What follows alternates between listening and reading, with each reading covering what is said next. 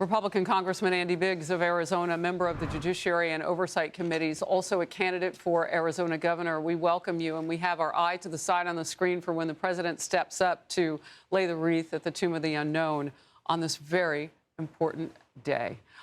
Talk to me about where the shutdown stands now. The big questions, all eyes on you in the House, because it's passed the Senate. What are these next steps, and how cooperative or not are Democrats going to be? Well, Harris, we're going to vote tomorrow afternoon, probably about 4-ish, between 4 and 5 on the first bill.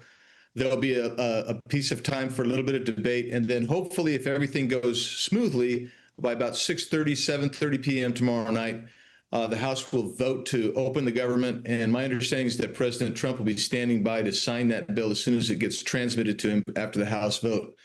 Democrats, we don't think we'll get very many, but you might get 6 to 10 Democrats to come over and vote for it because they understand pretty clearly that the government has to get back open, and it's their opportunity to do that. And so I anticipate that it'll go fairly quickly tomorrow. The key, of course, Harris, is, as you pointed out, is everybody's trying to get back, including myself.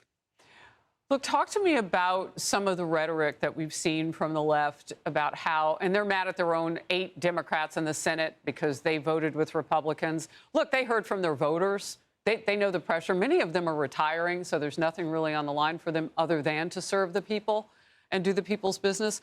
But when Hakeem Jeffries says they didn't get what they wanted, and he's angry, what is that like to deal with in the room? I mean, is there a way that they could stall or stop?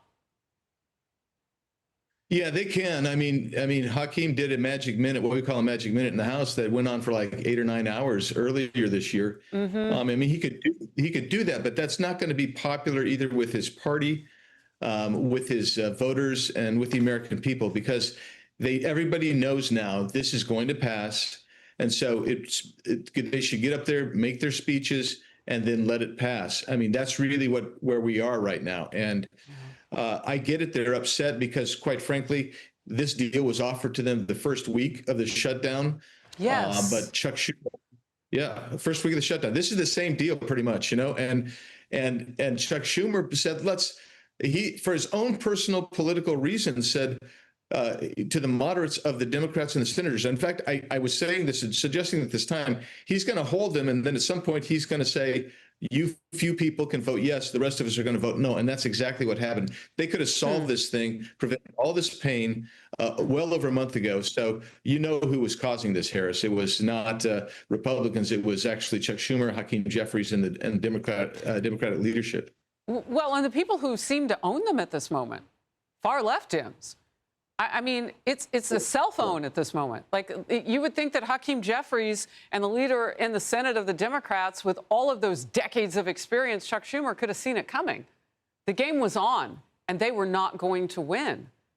They don't control their party anymore. Look, we've been talking with Americans. The Faulkner Focus took to the streets to ask people who they are going to blame for this record-breaking shutdown. Watch this. I blame Schumer and the Democrats. Democrats. Schumer. I mean, it's obvious. The Democrats. Chuck Schumer and the Democrats. Chuck Schumer. The Democrats. Democrats, because they're the only ones saying no. They have every opportunity to move forward, but they're stubborn about their help for the illegal aliens. Donald Trump. Republicans. Seems to me they can sit down in a conference room and work that out and not continue to just fight about it or not talk to each other, which is even worse. This should have already been completed and finalized, and a lot of people are suffering because of it. What's your reaction to hearing from people? Well, my reaction is that most people are telling me it's the Democrats and it's Chuck Schumer. And I think it's reflective that the American people are not stupid. They're pretty smart people. They know what was going on. And anybody who ever contested that, I said, can you tell me, besides Thomas Massie and Rand Paul, can you tell me anybody on the Republican side that has voted against opening the government? And they can't. And I said, but I can tell you, we can give you 46 people in the Senate or more who have voted against opening the government 15 times. How about that? And they immediately say, well, yeah, it's really the Democrats could actually solve the problem, but they won't.